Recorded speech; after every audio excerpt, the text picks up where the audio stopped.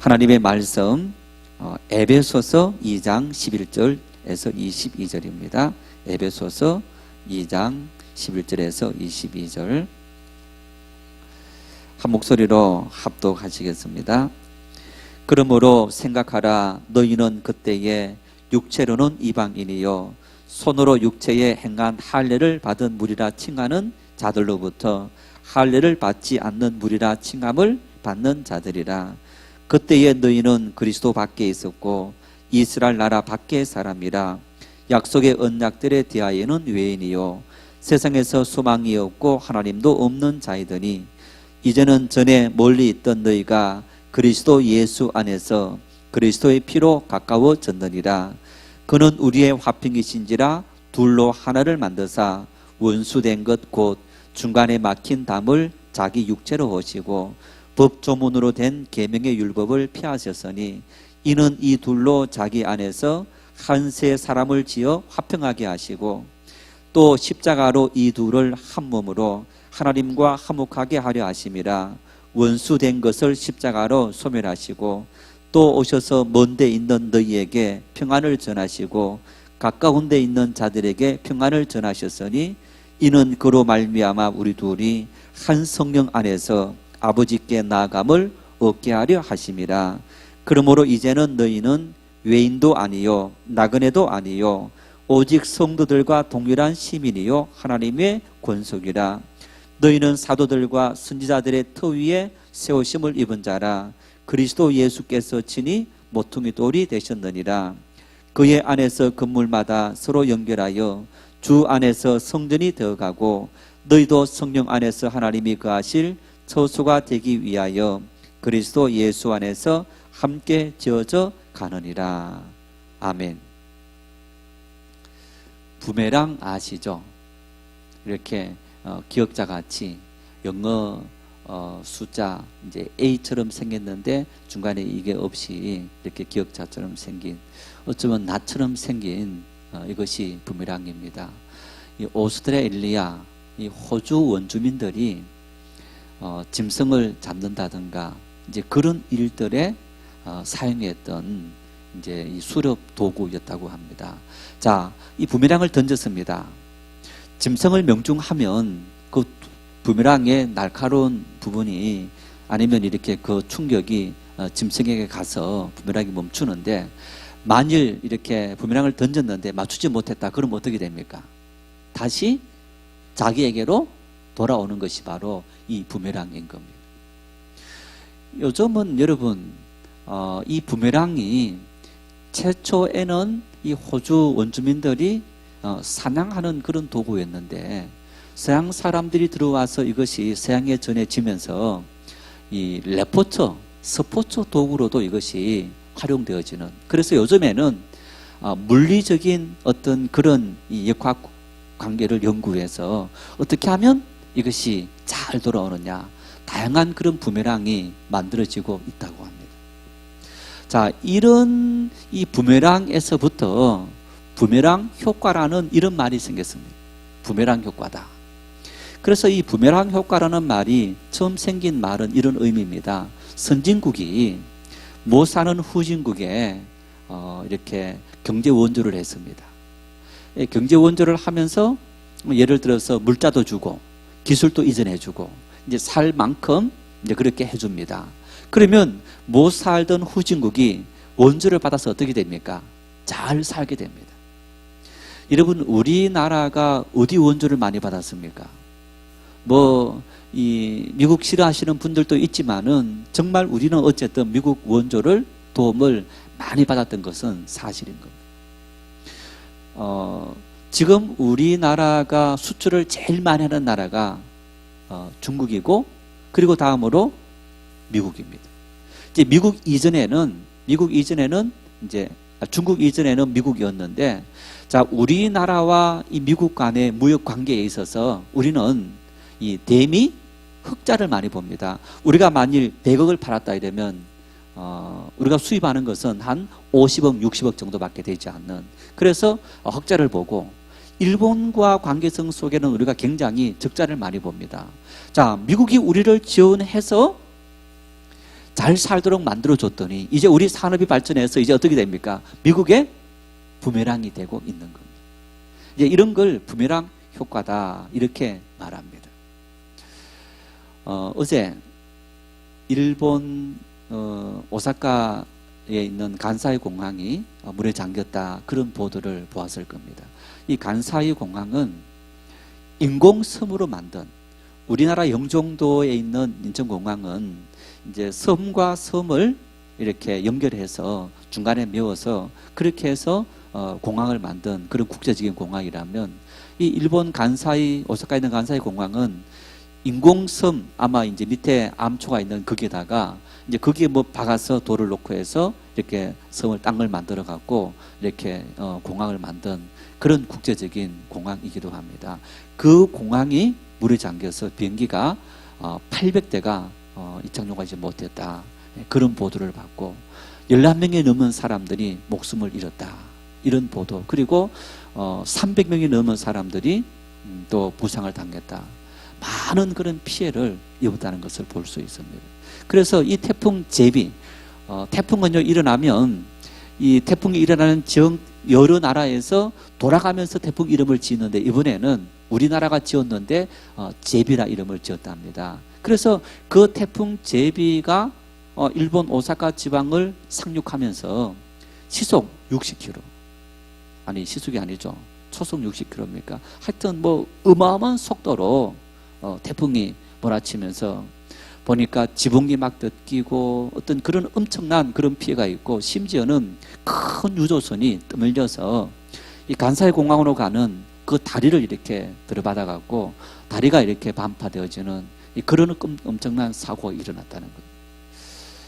왜 이렇게 엄청난 태풍이 많이 일어나고 지난번에 솔릭이라든가 이런 태풍 그 다음에 태풍이 5개 태풍이 매일 5일 연속으로 태풍이 새롭게 일어났다는 거예요. 학자들이 연구했습니다. 왜 이런 일이 생겼느냐. 태풍이 생기는 이유는 바다 이 온도가 수온이 올라가면 태풍이 생긴다는 거예요. 그 수온이 올라가면 여러분 그 수온에서 뭐가 생기는 겁니까? 수증기가 생기는 거예요. 그 수증기가 공중으로 올라가서 몰려 있게 되면서 거기에서 태풍이 생긴다는 거예요. 한참 더울 때 동해안 서해안 바닷가 들어가도 사람들이 뭐라 말했습니까? 바닷물에 들어가도 바닷물이 시원하지 않고 따뜻하다. 왜냐하면 이제 낮에 뭐 30도 35도 올라간다 할지라도 밤이 되면 한 20 몇 도로 내려와야 되는데 밤에 돼도 28도 29도 계속 더우니까 바닷물이 식지를 않는 겁니다. 그래서 이 주변의 바닷물 기온이 굉장히 많이 올라가면서 바닷물뿐 아니라 강물이라든가 이런 물들의 이 기온이 올라가다 보니 많은 이렇게 이제 이 이상이 생기고 녹조가 생기고 그리고 물고기들이 떼죽음을 당한다든가 이런 일이 생겼는데 그런 기온이 올라가니까 태풍도 수증기 때문에 바닷물이 온도가 올라가면서 많이 생기고 그리고 이 수증기가 많이 모일수록 태풍이 훨씬 더 커지는 것을 우리가 볼 수 있는 거예요. 자, 그러면 여러분 왜 기온이 뜨거워지는 겁니까? 예전보다 자꾸 올해도 보니까 우리나라 최고 기온을 이렇게 갱신하고 일본도 마찬가지다. 지구촌 곳곳마다 막 정말 더운 지역이었다. 그런 어떤 모습을 볼 수 있는데 이런 모든 부분들이 바로 오존층이 파괴되어지고 우리가 이렇게 내뿜는 자동차 매연뿐만 아니라 이 프레판 가스라든가 이런 이제 이 냉장고 뭐 이런 모든 그런 배기 가스, 이산화탄소 이런 것들이 계속 몰려서 지구의 구멍을 뚫어갖고 그래서 태양이 비치고 북극이 녹게 되고 그러면서 이 기온이 올라가면 그 기온이 올라가면서 결국에는 그것이 태풍을 일으키고 그 태풍이 사람들에게 피해를 주는 결국에는 어떤 겁니까? 우리가 생활하면서 만들어 놓은 그런 이산화탄소라든가 사람의 편리를 위해서 자연을 고려하지 않는 그 결과 결국 부메랑이 되어서 우리에게 큰 피해가 끼치는 것을 우리는 볼 수 있습니다. 여러분 이런 원리는 자연의 원리뿐 아니라 우리 인생의 모든 논리 속에 이런 논리가 내포되어져 있는 것을 볼 수 있습니다. 자, 성경 말씀에도 그런 말씀이 있고 또 자연의 법칙 역시 마찬가지입니다. 뿌린 대로 거둔다. 심은 대로 거둔다. 사람이 노력하고 심고 뿌린 대로 거두는 것이 자연의 모든 이치인 것을 우리가 볼 수 있어요. 결국에는 부메랑인 거예요. 내가 열심히 노력했다면 자연은 우리의 삶에 그 노력한 결실과 대가를 가져다 주고, 내가 이 개미처럼 일하지 않고 또라미처럼 놀고 이렇게 살아가면 결국 그것이 나에게 부메랑이 되어서 내 삶이 빈곤해지는 이 그런 원칙 원리가 오는 것을 볼 수 있는데, 신앙에도 마찬가지입니다. 신앙도 여러분 마찬가지입니다. 하나님 앞에 우리가 좋을 때, 형통할 때, 문제 없을 그때에 열심히 기도와 섬김과 말씀과 사랑으로 계속 주님의 그 말씀 속에 살아가게 되면 그것이 부메랑이 되어서 우리의 삶의 환난과 어려운 때에 능히 이길 수 있는 그런 은혜와 능력을 주시는 줄 믿을 수 있기를 바랍니다. 그게 자연의 법칙이고 신앙의 법칙이고 인생의 법칙이다. 왜 누구누구는 예배 때 나오지 않는가? 여러분, 그런 것을 보는 것이 아니라 누굴 위해서 예배를 나오는 겁니까? 예, 나를 위해서. 누구누구도 나오지 않는데 그런 책임감이 아니라 나를 위해서, 내가 하나님과 만나고 하나님과 기도하고 하나님과 찬양하며 하나님과 교제하는 그 시간, 그 시간이 많아질수록 길어질수록 그 시간이 쌓여질수록 우리의 삶에 힘든 일이 오고 위기가 오고 그리고 감당할 수 없는 시련의 때에 부메랑이 되어서 능히 이길 수 있는 힘과 능력을 주시는 줄 믿으시기를 바랍니다. 그래서 나를 위해서 기도하고 나를 위해서 찬양하고 나를 위해서 예배하고 나를 위해서 봉사하고 섬기는 그런 믿음의 사람들이 될 수 있기를 바랍니다. 이 오늘 본문 에베소서 2장 11절에서 21절까지는 이 바울 사도의 교회론이다.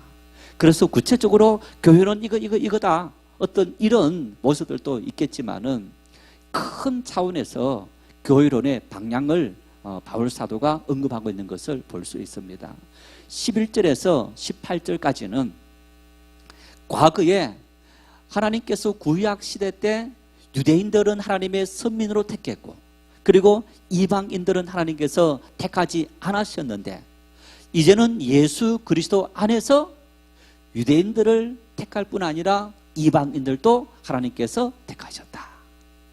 그래서 유대인들과 이방인들이 이제는 차별된 것이 아니고 일치되었고 공평하고 동등한 관계에 처해 있다 하는 사실을 11절에서 18절까지 언급을 하고 있습니다. 그래서 교회는 범우주적인 교회가 하나의 교회이고 또 모든 성도들이 그리스도 안에서 하나가 되었다 하는 사실을 이제 19절에서 21절 말씀을 통해서 바울 사도는 언급하고 있는 것을 볼 수 있는데, 이 말씀 속에는 그리스도 교회 안에서 모든 성도는 어떤 이 혈통적인 인종적인 어떤 차별도 있을 수 없다, 모든 성도들은 바로 하나이다 하는 사실을 분명하게 언급하고 있는데, 여러분, 이 바울 사도가 지금 에베소서를 통해서 말씀하고 있는 이 말씀은 지금 우리에게는 굉장히 자연스럽게 받아들여지고 있습니다만은, 바울 사도가 이 말씀을 한 그 당시에는요, 이것은 정말 너무너무 충격적인 말이고 획기적인 말이고 혁명적인 말이다 라고 말할 수 있어요. 왜냐하면 로마가 이 당시 2000년 전에 제국을 지배할 때 뭐 인구를 따져보지 않았습니다만은 이제 몇 억 되는 인구가 있었을 거 아닙니까? 그런데 그 중에서 로마가 특히 아프리카라든가 이런 지역들을 정복을 하면서 많은 어떤 이 사람들을 잡아와서 노예로 사용했는데, 그 노예들은 짐승 취급을 받으면서 시장에서 돈으로 주고 받을 수 있는, 사고 팔 수 있는 그런 존재였던 것을 볼 수 있습니다. 자, 그런데 기독교가 전파되어지면서 복음이 전파되어지면서 복음이 들어가는 곳곳마다 이 당시 예수님의 제자들과 또 그 이제 제자들의 제자들, 속사도들 이런 분들이 복음을 전하면서 노예이든 노예가 아니든 모든 사람들에게 복음을 전한 거예요. 그리고 그 사람들이 함께 교회에 모였습니다. 자, 교회에 모이다 보니까 A라는 분은 주인이었고 또 B라는 사람은 노예 신분입니다. 그러면 교회에서 만났는데 이제 직속 이렇게 노예 주인은 아니더라도 이 사람의 사회적인 신분은 노예고 이 사람은 주인이다. 그러면 노예가 교회에서 만난 이 주인, 이제 이 사람을 향해서 늘 주인 취급하고 아니면 그 앞에서만 쩔쩔매고 교회 공동체 안에서도 노예와 주인이라는 짐승 취급받는 그런 어떤 세상 임금과 그게 아니었던 겁니다. 그리스도 안에서 유대인이든 이방인이든 주인이든 종이든 노예이든 흑인이든 백인이든 할 것 없이 모든 사람들이 귀한 사람이든 천한 사람이든 모든 사람들이 공평하고 평등하고 하나이다 하는 사실을 오늘 이 교회론이 말씀하고 있는 것. 지금 바울 사도가 19절에서 21절 말씀을 통해서 예수 그리스도의 교회는 어떤 교회이냐, 바로 이 교회 공동체 안에서 모든 사람들은 예수 그리스도로 말미암아 모든 사람이 평등한 하나의 어떤 일치된 그런 몸을 이루고 있는 그런 존재들이다.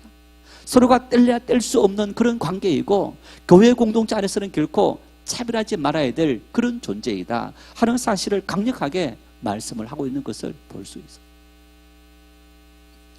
여러분, 기독교가 뿌리를 내린 나라는요, 지금 기독교가 제대로 뿌리를 내린 나라, 이 나라들은 일반적으로 이 자유민주주의를 형성하고 있습니다. 자유민주주의를. 그리고 기독교가 뿌리를 내린 나라들은 보면 산업혁명 같은 이 문화적인 발전, 문명적인 발전, 과학의 발전 이런 부분들이 굉장히 이렇게 발전되어 있는 것을 볼 수 있습니다. 반면에 불교 또 이렇게 힌두교 이런 종교들이 뿌리를 내리고 있는 그런 나라들을 보면 일반적으로 굉장히 못 사는 경우들을 볼 수 있습니다. 이슬람은 사실 그 뿌리가 이렇게 기독교적인 뿌리를 갖고 있는 이제 그런 흐름이라면 불교는 힌두교의 뿌리를 갖고 있는 그런 흐름입니다. 그래서 힌두교와 불교는 비슷한 그런 이제 이 사상을 갖고 있는데 1차적으로 다신교 여러 신들을 믿는, 그러니까 자기의 신을 만들어내는 그런 어떤 종교적인 뿌리를 갖고 있고, 뿐만 아니라 사람은 운명을 타고 태어나고 그 운명 속에 살다가 죽는다라는 그런 의식을 갖고 있는 것. 한편으로 여러분, 그것은 우리 마음을 참 편안하게 만드는데 그 운명을 타고 태어난 인간의 모습들은 우리에게 뭘 주느냐 하면, 이걸 이용하는 통치자들이 인도의 어떤 계급 사회처럼 이 뭐 수드라 가장 낮은 층, 또 크사트리아, 또 브라만은 이제 왕족과 이 종교적인 그런 사람들이라면 크사트리아는 이 군인들이라든가 어떤 그런 사람들, 이제 이런 각기 사람은 태어날 때부터 각기 속해 있는 계급이 있다는 거예요. 그래서 자기가 태어날 때 속한 어떤 그 모습을 순종하며 순응하며 사는 것이 인간이다. 가보면요, 그런 종교와 정치 지도자들이 이렇게 짝지어져서 그러면서 백성들을 억압하는, 통치하는 그런 통치 이념이 되어지는 것을 볼 수 있습니다. 여러분, 우리 기독교는 예를 들어서 우리 사회가 과거 박정희 시대라든가 또 이제 이 군인들이 통치했던 전두환 또 노태우 그런 어떤 시대에 우리 기독교가 사회에 굉장히 저항을 많이 했습니다. 물론 이제 잘 살아보세요 하면서 교회가 열심히 했지만은 굉장히 의식 있는 이제 그런 목회자들, 또 리버한 그런 분들이 어떤 정말 자유 또 민주 그런 일을 위해서 굉장히 저항하면서 우리 땅의 어떤 평화를 위해서, 자유민주주의를 위해서 열심히 노력했던 그런 모습을 우리가 볼 수 있습니다. 그런데 동남아라든가 이런 불교, 힌두교 이런 부분들이 깊이 뿌리를 내려 있는 그 사회가 아무런 문제 없이 통치되어지고 있는 것은 통치자들이 그 종교를 인정하고 그 종교는 또 통치를 받아들이는 어떤 그런 모습들 때문에 이 사람들의 의식이라든가 그런 것들이 발전하는 것을 굉장히 억압하는 것을 우리가 볼 수 있어요.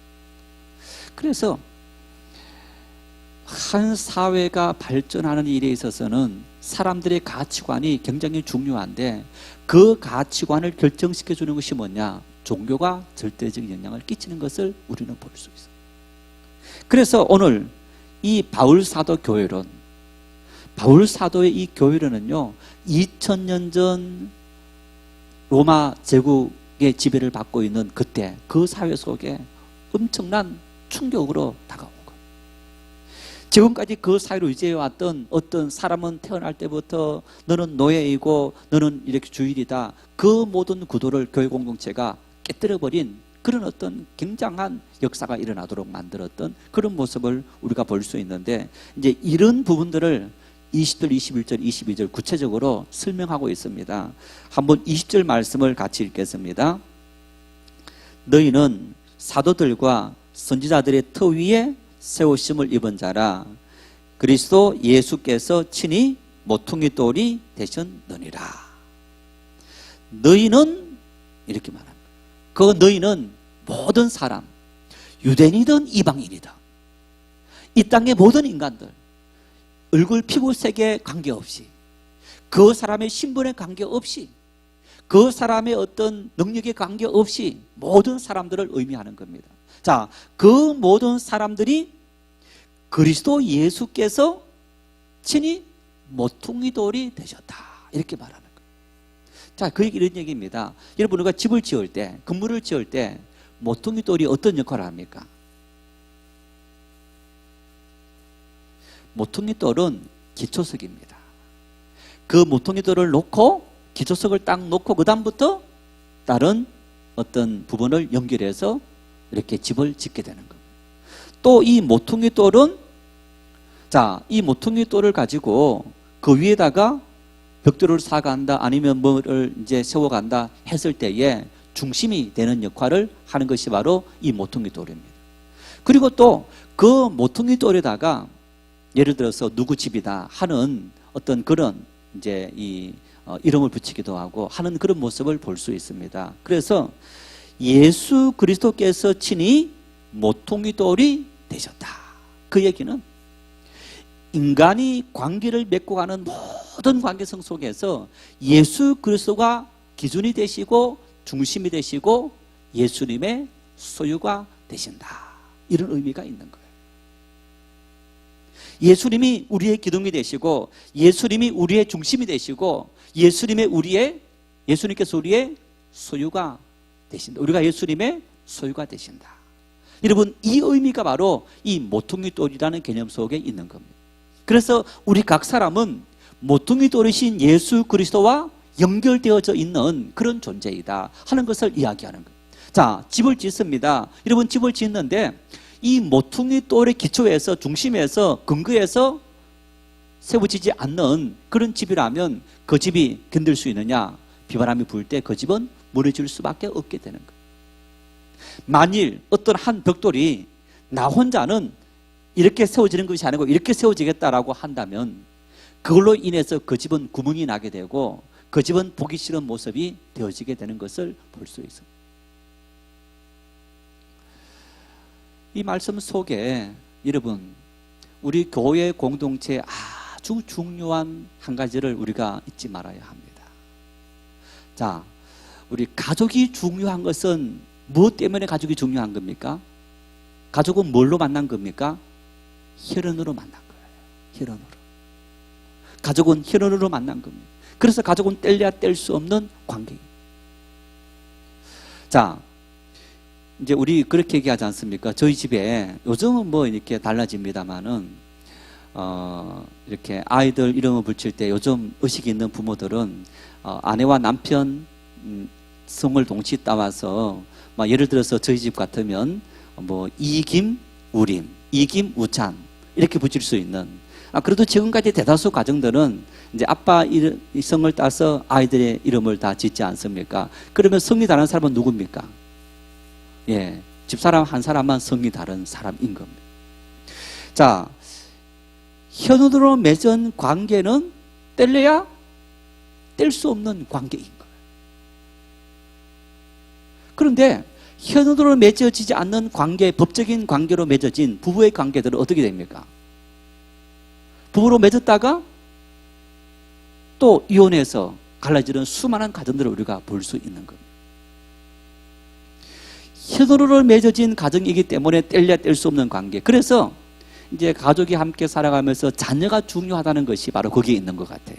여러분, 자식이 아빠 피만 물려받은 거예요? 엄마 피도 함께 물려받아서. 그래서 결혼해서 하나님께서 자녀를 낳게 한 것은 그 아빠 엄마가 함께 모든 것을 자식에게 물려주면서 자식을 통해서 그 가족이 하나가 또 되는 것을 우리가 볼 수 있습니다. 그러면 교회 공동체도 가족과 같은 가족 공동체다, 하나이다라고 하는데, 이 교회가 하나 되는 관계는 누구 때문인 겁니까? 무엇 때문인 겁니까? 바로 예수 그리스도 때문이다. 교회가 하나 될 수 있고, 교회가 일치될 수 있고, 교회가 한 마음을 모을 수 있는 가장 큰 원동력은 바로 예수 그리스도. 우리의 모퉁이돌 되신 예수 그리스도, 우리 모든 성도들의 기초와 중심이 되시는, 우리를 소유하시는 주인 되신 예수님, 그 예수님으로 말미암아서 우리가 하나 될 수 있고 일치될 수 있고 우리가 함께 힘을 모아서 어떤 일을 감당할 수 있게 되는 것을 볼 수 있습니다. 간혹 이런 만남들을 봅니다. 이제 교회에서 만났어요. 이제 교회에서 만났는데 이제 그 만남이 이웃 사촌처럼 아주 친한 만남이 되었습니다. 이제 만나다 보니까 교회에서 만나는 만남보다는 개인적으로 만나는 그 만남으로 더 많이 치우치게 되는 것을 볼 수 있습니다. 그런데 그 만남이 물론 잘 가는 만남들도 있는데, 교회를 떠나서 우리끼리 잘 만나자 결국 그 만남은 때가 되면 깨어지는 그런 모습을 볼 수 있습니다. 그래서 여러분, 우리가 교회에서 만나서 개모임이라든가 또 혈연, 지연, 학연, 어떤 이런 모임들을 하지 마십시오 하는 이유가 바로 교회 공동체는 철저하게 예수 그리스도를 중심에서 모여야 되는 그런 만남이기 때문입니다. 그래서 여러분, 자, 어떤 지역이다, 영남이다, 호남이다, 충청도다 그랬을 때는 그 지역 사람들이 모여 있으니까 색깔이 비슷합니다. 서울 같은 경우에는 아직 우리가 지역 감정들이 조금 남아 있을 때, 예를 들어서 호남이다, 영남이다, 뭐 제주다, 충청도다, 어떤 이런 지역 감정들, 여러분, 그 모든 것들은 예수 그리스도 안에서 우리는 그런 감정들이 조금 더 틈타지 못하도록 만들어야 하는 것이 바로 교회 공동체라는 사실인 겁니다. 왜? 교회에 모인 그 이유가 지역이 아니고 학연이 아니고 혈연이 아니라 바로 예수 그리스도를 주인으로 고백하는 믿음의 사람들이 모인, 예수 그리스도를 모퉁이돌로 하는 사람들이 모인 곳이 바로 교회 공동체이기 때문인 것. 우리는 이 한 가지 사실을 잊지 말아야 하는 것. 교회 안에서는 어떤 그런 부분들이 생기게 되면 그 교회는 분명히 병들게 되고, 또 교회에 많은 사람들이 상처를 입게 되고 참된 교회의 모습들을 세워가지 못하는 것을 우리는 분명히 볼 수 있습니다. 자, 이런 모퉁이돌은 조금 설명을 하면, 우리가 삶을 살아가는 데 있어서 가장 중심적인 가치관과 철저하게 관련을 맺는 것을 볼 수 있습니다.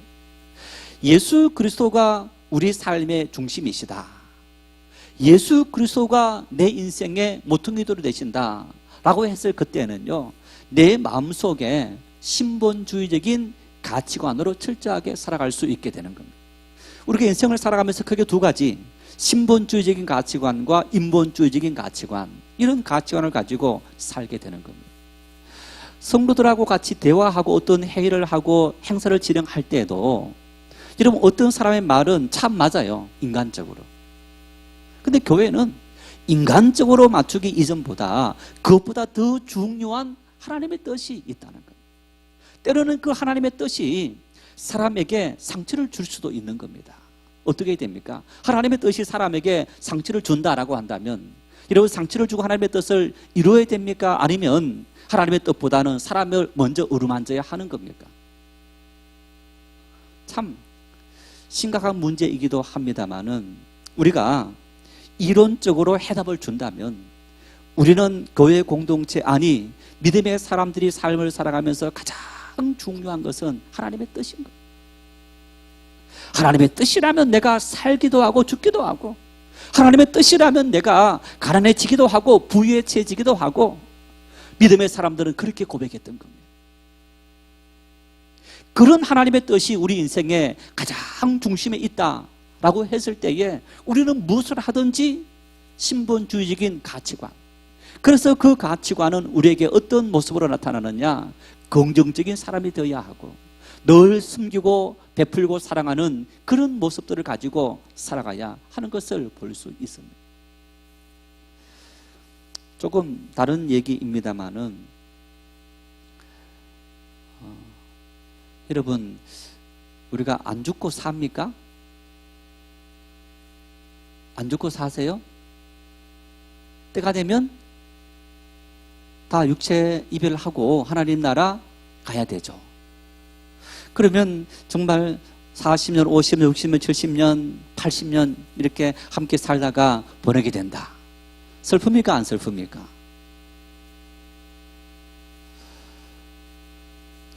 이율배반적인 그런 모습이기도 합니다만은 그런 헤어짐은 참 슬픈데 간혹 이제 요양병원 같은 경우 이렇게 가보면요, 요양병원은 이렇게 침대가 쭉 있으면서 여러 명이 이렇게 있으신 분들이 이렇게 쭉 누워있는 그런 모습들. 이제 어떤 분들은 이 맑은 정신을 가지고 있는 분들도 계시지만 어떤 분들은 자기 몸으로 아무것도 할 수 없는 그런 상태가 되어져 있는 이제 그런 분들이 있는 것을 볼 수 있습니다.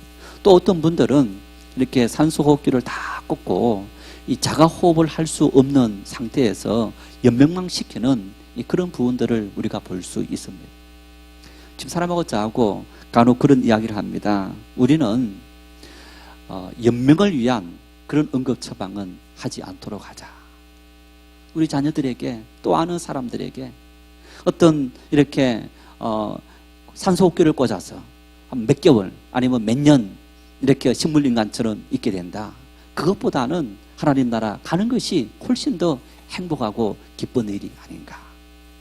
여러분 그것이 바로 신본주의적인 하나님의 나라를 바라보는 성도들이 가져야 될 신앙의 고백인 겁니다. 우리 생각이 바뀌어야 되는 것.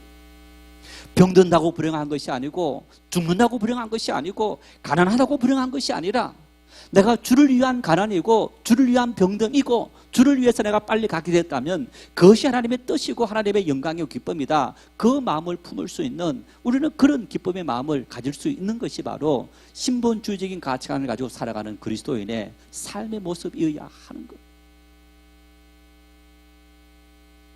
지난주 설교하면서 사람에게 마음이 있는데 이 마음에는 의식의 시스템이 있고 그 깊은 곳에 무의식의 시스템이 있다라고 했습니다.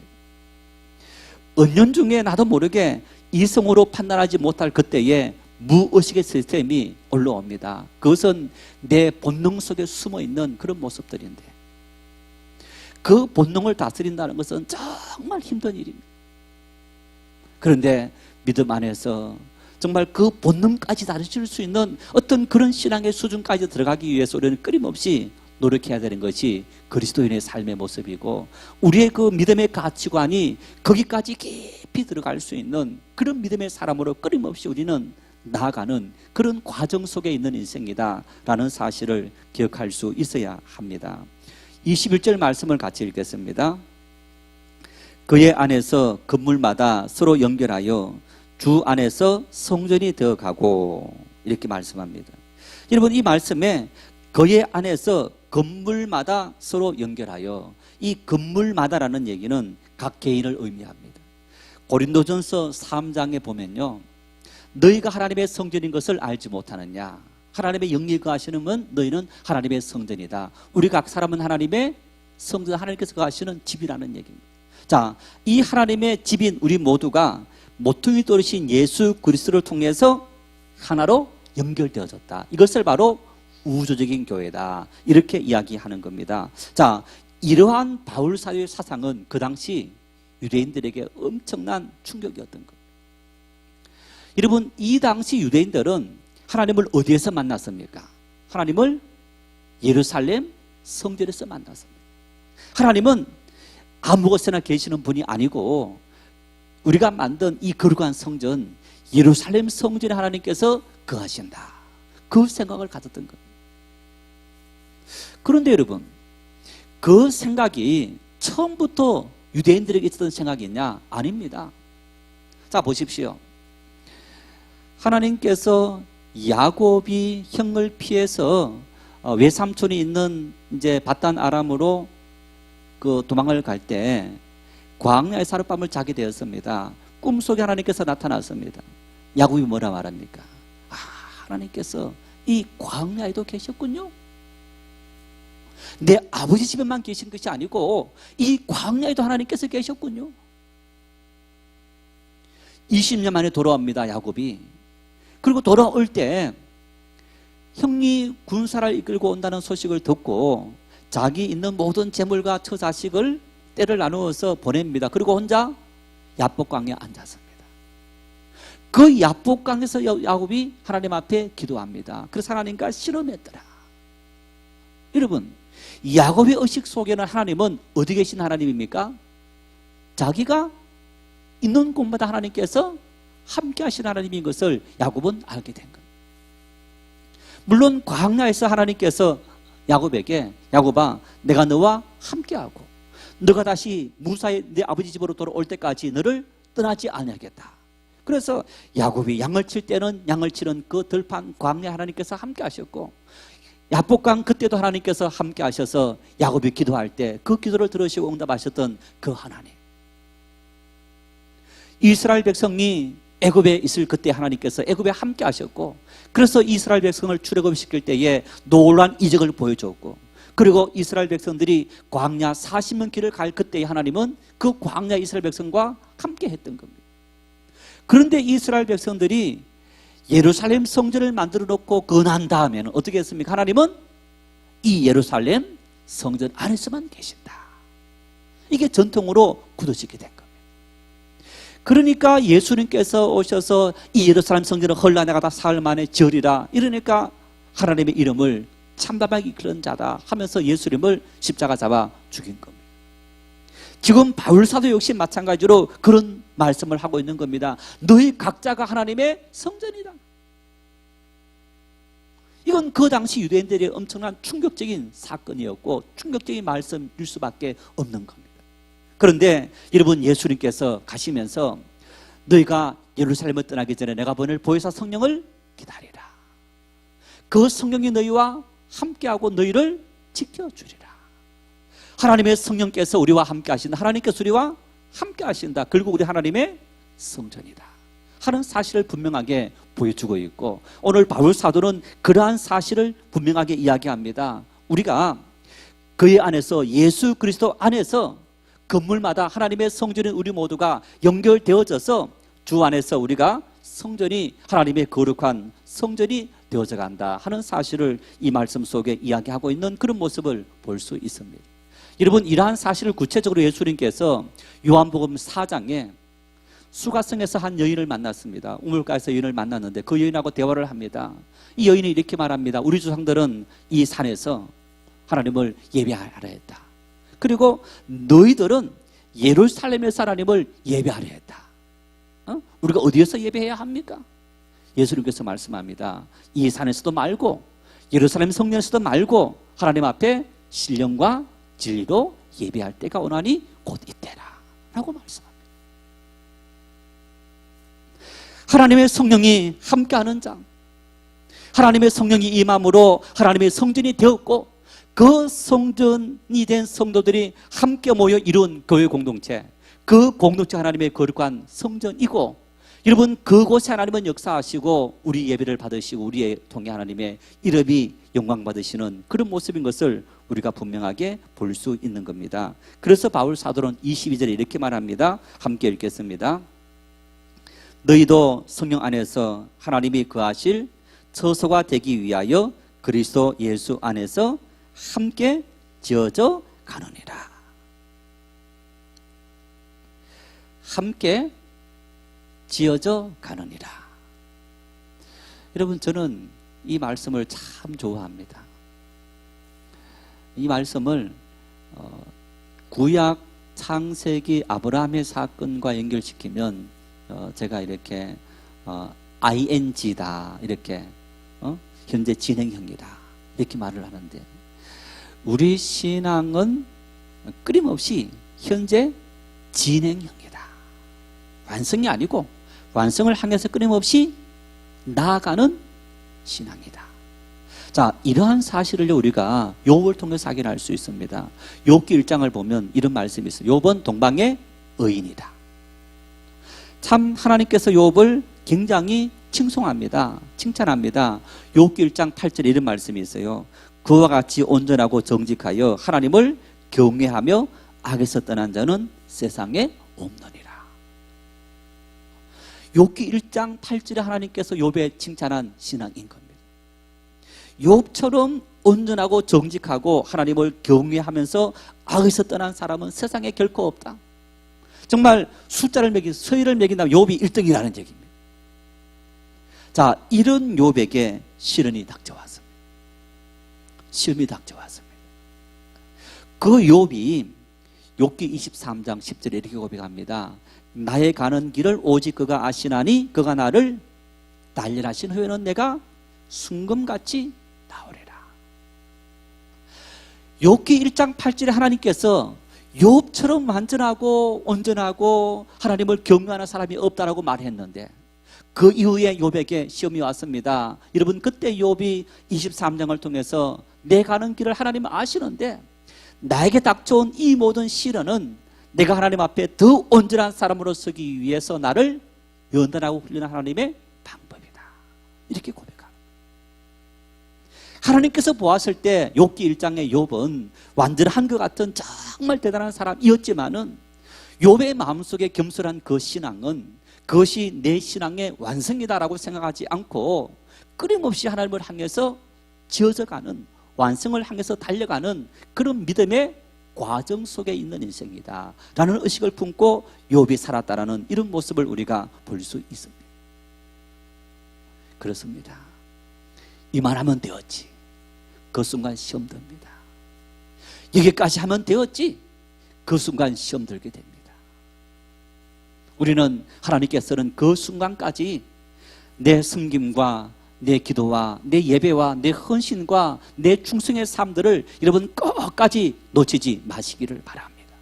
뿐만 아니라 내가 50년 60년 믿어오고 내가 목사이고 장로라 할지라도 내 삶에는 많은 사람들에게 정말 부끄러움을 느낄 수밖에 없는 그런 시련이 올 수도 있다. 욥이 그렇지 않습니까? 욥이 이런 시련이 왔을 때에 그 아내조차도 너 당신은 부끄러움을 느껴야 된다.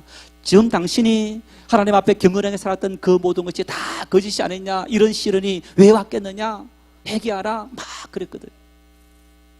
욥은 나중에 회개도 하지만은 하나님께서 나를 연단하시고 더 하나님 앞에 온전히 서도록 하기 위해서 나에게 이런 시련을 주셨다. 그 얘기 속에는 끊임없이 자기 부족을 느끼고 하나님 앞에 온전히 쓰기 위한 그 믿음의 삶을 위해서 살아갔던 욥의 삶의 모습을 우리는 이 말씀을 통해서 확인할 수 있는 일입니다. 자, 그러면서 바울 사도는 우리가 이렇게 과정 속에 완전을 향해서 하나님께서 보시기 기뻐하는 신앙으로 끊임없이 되어지는 과정 속에 있는 신앙인 것을, 교회 공동체인 것을 우리는 끊임없이 인정하고 달려가라 라고 말씀합니다. 그래서 여러분, 예를 들어서 자, 가족들이 집안에서 함께 살면서 다툽니까 안 다툽니까? 안 다툽니까? 예, 다투는 것이 지극히 정상이죠. 그런데 다투면 어떻게 하는 결과는? 다투고 난 다음에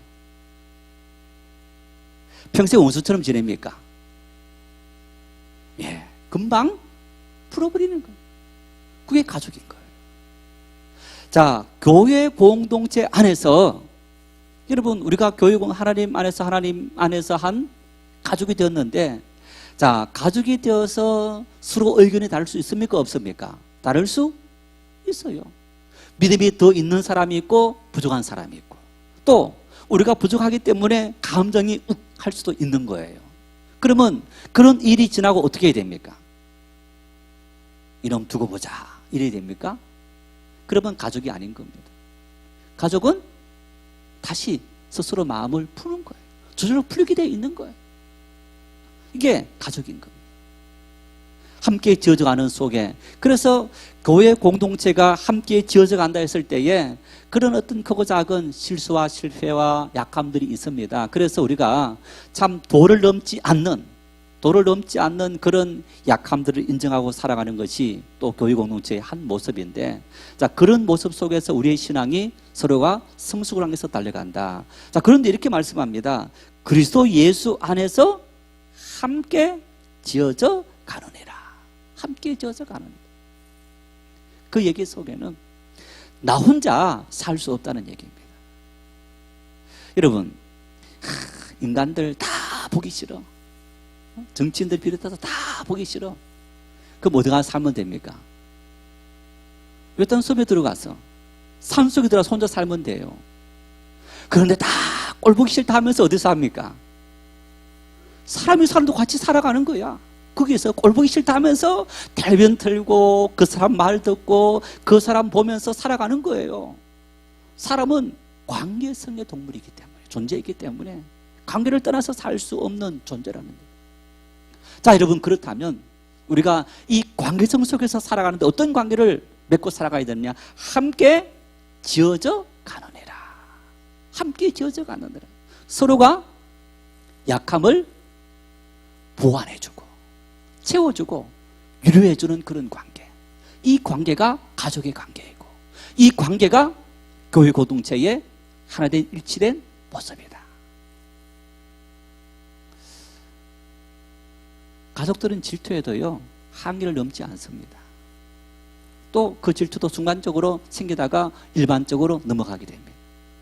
형제이고 부모 자식이기 때문에. 부모는 자식이 잘 되면 어떻습니까?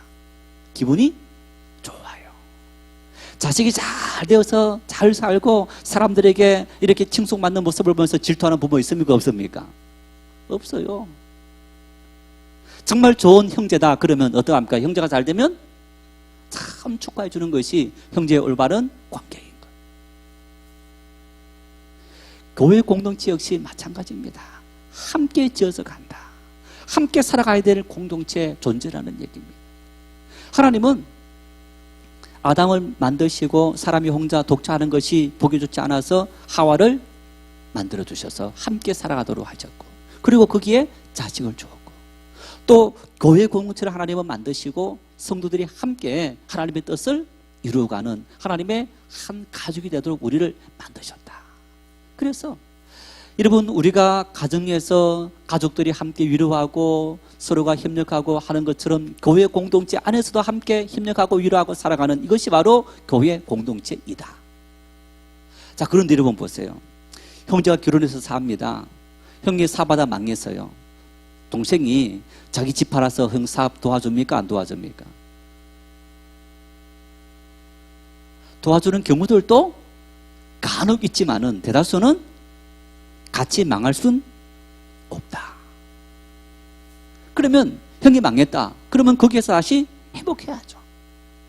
도와줄 수 있는 방법은 도와주지만은 형 스스로가 일어나야 되죠. 혈연으로 맺은 가족도 역시 마찬가지인 것처럼 교회 공동체도 마찬가지인 겁니다. 일어나도록, 힘을 내도록 격려하고 위로하고 손을 잡아주고, 여러분, 그런 공동체가 교회 공동체인 겁니다. 한 번은 한 집사님이 남성교회에서 만났어요. 이제 그 집사님의 사업이 이렇게 힘들어졌는데 좀 이렇게 부유한 그 남성교회 집사님한테 이제 3천만 원을 좀 지원해 다오 이렇게 부탁을 했는데 거절을 했습니다. 죄송합니다. 그놈 자식 뭐 저 이 말은 약과입니다. 하면서 그럴 수 있느냐 막 했어요. 결국 그 집사님 사업이 부도나서 망했는데 그 3천만 원을 융통해도 그 사업은 망할 사업이었던 거예요. 과다한 욕심을 부린 거죠. 빨리 내려놓고 포기해야 되는데 자꾸 욕심 부리다가 확장하다가 문제가 생기고 이런 사람처럼 다 끌어들여갖고 같이 폭삭 망하게 되는 이런 일이 생겼어요. 그래서 그때 한 협동장로님이 돈을 이제 이렇게 빌려줬는데 그것 때문에 나중에 법정 분쟁까지 가게 된 거예요. 참 득스럽지 못한 이런 일들이 생기는. 여러분, 돈 같은 문제는 요즘은 형제 가족 간에도 너 돈 내 돈 다 철저하게 구분되는 것을 볼 수 있지 않습니까? 그래서 우리는 함께 갑니다. 돕고 갑니다. 위로하고 갑니다. 그 사람이 있음으로 인해서 용기를 내고 다시 일어나야지 어떤 그런 것을 심어주는 것이 가족 공동체인 것처럼 배고파 굶주릴 때 정말 양식을 채워주고 다시 용기를 가질 수 있도록 힘을 주는 그런 공동체, 이런 공동체가 가족 공동체이고 그리스도 예수 안에서 한 교회를 이루고 있는 공동체의 아름다운 모습이다. 그래서 여러분, 우리가 생각하면 다 똑같은 이치인 겁니다. 그 이치를, 가족 공동체 이치가 교회 공동체 이치인 것을 우리가 아는데 바로 예수 그리스도로 말미암아 모퉁이 돌 대신 예수님 말미암아 우리가 가족이 되었고 또 그분 안에서 그분의 뜻을 받들어 살아가는 그 삶을 온전히 살아갈 때 서로가 위로하고 격려하고 함께 믿음의 삶을 경주하고 우리 삶들이 더 연결해 갈 수 있는 그런 삶이 되어질 수 있다. 그래서 우리가 하나님 안에서 여러분 한 분야만 쫙 올라가는 것이 아니고 신앙의 모든 분야 하나님을 예배하고 예배 열심히 빠지지 않고 참여해야 됩니다. 봉사도 해야 됩니다. 헌금도 해야 됩니다. 기도도 해야 됩니다. 찬양도 해야 됩니다. 전도도 해야 됩니다. 그런 모든 일들이 우리 신앙을 균형되게 발전시키고 성장시키는 것을 우리가 볼 수 있습니다. 그래서 그런 온전한 신앙인으로 우리가 온전히 세워지고 내 주변의 성도들이 세워질 수 있는 그런 하나님의 교회 공동체가 될 수 있도록 함께 기도할 수 있기를 바랍니다.